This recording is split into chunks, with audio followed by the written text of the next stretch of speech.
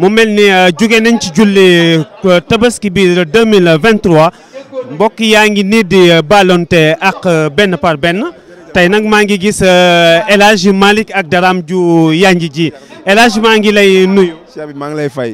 maa ngi lay dalal ci chaîne la Message TV. waaw ñoo ngi lay delloo Cheikh bi. El Hadj tey gis nañu ci tabaski 2023 bi.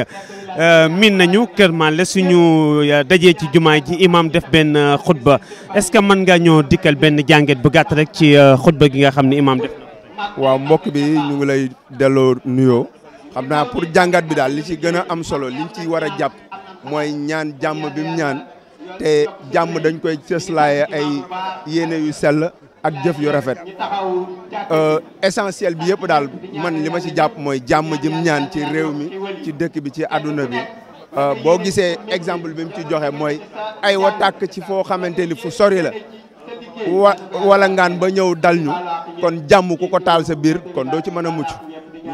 boobu bu ñu seetloo xam naa ci lu gaaw rek gis nañu imam boo xoolee gën na insister surtout li xew ci wàllu politique bi. loolu tamit en tant que borom xam-xam lan nga ñu ci mën a tënk.